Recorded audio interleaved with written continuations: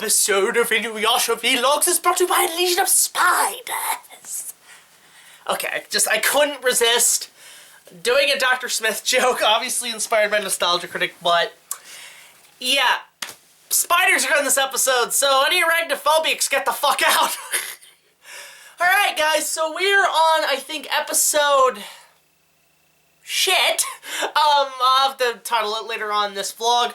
But I do know the title. The Mystery of the New Moon and the Black-Haired Inuyasha. It's just as obvious as you can tell. So, we're back in the feudal Japan after the last two episodes, one being one of the best episodes. And on this episode, we start on a raft in the river, as you usually do.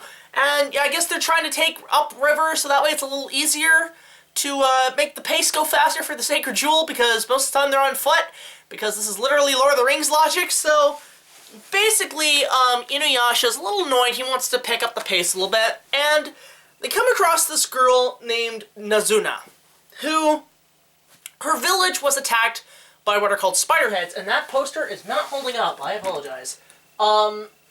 So her village is attacked by a group of demons called spiderheads, which are basically giant humanoid spiders that kill people. Oh, that's enlightening for arachnophobes. So basically, Inuyasha's kind of hesitant. He wants to just keep going because he's sick and tired of helping humans. And Kagome's usually like, that's not like you. What the fuck's wrong with you? So they're kind of inclined to stay at this castle for the night by Nazuna's lord, who, seems just this old man. Okay, fine. Alright, yeah, old man. There's a couple guards. Think we should be okay. So, you know, they have a nice dinner and everything. And this gave birth to the classic Inuyasha TikTok meme where Inuyasha's looking out in the night sky and Kagome's like, hey, I know what's wrong with you. You're afraid of spiders. So they think that the reason Inuyasha wants to head out is because he's arachnophobic. Not the case. So the spiders attack. No problem. Where are the guards there? What the fuck? And they trap the master in the spider webs. Nazuna's on her own. And Inuyasha's trying to fight the spiders off, but the Tetsaiga is not transforming. So you're probably wondering what the fuck is happening right now. Why is Inuyasha acting so weird? Why is the Tetsaiga not working? Why are the spiders easily being, like invading the castle? So it turns out, as we head out, and Inuyasha's covered in webs, his hair changed into black hair. And his dog ears are gone. And he's no longer half demon. He's, human. He's human.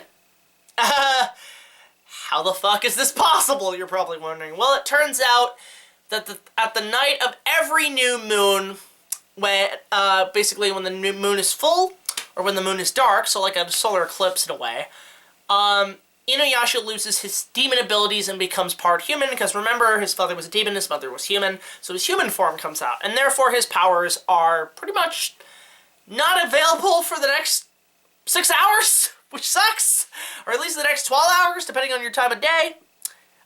So right now the characters are kind of screwed, especially given the spiders have the jewel shards.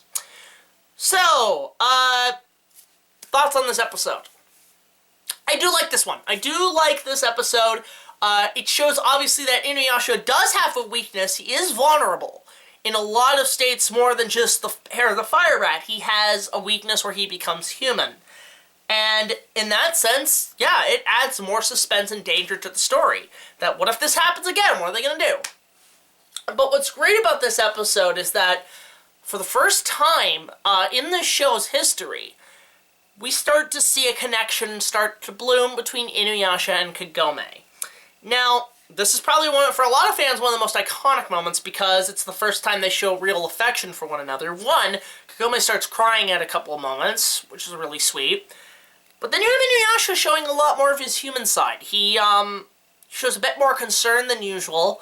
And on top of that, there's a scene later in the show, minor spoilers, and I won't give away too much, but there's a bit where Inuyasha's kind of just chilling, and they're trying to hide from these demons, and he just tells her, Kagome, can I just lay on your lap? And then out comes probably one of the most iconic pieces of art in the show. And I think this is where I started to realize, wow, the animation in this stuff is fucking gorgeous. It's where we pan down and we see him laying on her lap, and they're just comforting each other. And it's a really, like, there's a glow, I think, on the colors that they added, like a little glow flare they added, and it looks really nice. I really enjoyed the color palettes in that one, the glow effect they added into that episode, into that scene in particular. It looks really nice.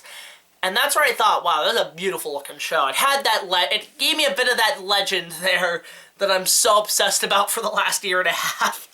So, yeah, Kagome and Inuyasha form a bit more of a bond this time, and it could be because of his human tropes, because right later on, you know, he does revert to his normal self, and he does start to show his cocky side again, so maybe it was just a little hint at something to come.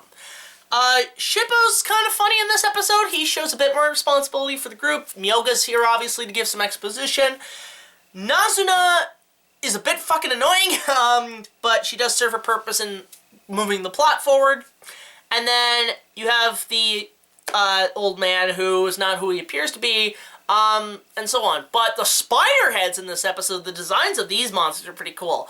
Again, part human, part spider. They're actual Spider-Men. And their designs are pretty creepy. They basically, it's almost like their mustaches are their fangs. Like the spider fangs. I thought that's kind of creative. I like that idea. The spider webs are really cool looking designs. Like if this was in a live action thing and how you would do that would be great. It reminded me a lot of, the episode reminded me a lot of the scene in Return of the King when Frodo is in Shelob's tunnel and trying to evade and all the webs or everything. So it's really good. But yeah, it had a lot of suspense going on this episode. I really enjoyed myself. And I feel like that was the first time the connection between Inuyasha and Kagome was actually pretty strong. Again, this is a filler episode, but it does add some very important plot points. So, I liked it. I'd give this one probably a 7.5 out of 10. It's about, you know, the usual weekly episode, but there's a little extra half that makes it worthwhile, is how I see it. So, I know these fillers are really kind of a bit short, guys, only because fillers for me are a little easier to talk about, whereas when you're talking about a two-parter or a three-parter or even a four-parter, it takes a bit longer to discuss. So, of course, let me know your thoughts on the Black-Haired Inuyasha story episode in the comments below. And if there's any other episodes that you feel filler-wise, or any that we've seen so far that you enjoyed, let me know. Of course, these are Patreon-exclusive episodes. They will air on YouTube later. If you guys want to support the channel who are seeing it on YouTube, link down below. $1 more will get you early access to all of our content, as well as other special features. Plus, it's going to go towards supporting our show, as well as a potential Inuyasha fan film. So, of course, join me next time when we finally get back to an arc.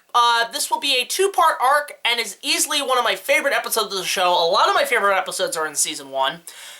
Where we see the return of a very classic character that we saw in the first episode. Not going to say who it is, but it is a pretty shocking reveal that really starts to get the show really moving at a much better plot pace. So, until the next video, like, comment, subscribe. I'll see you guys later. This is BigJackFilms signing off saying, if your grandfather becomes a spider, squish him.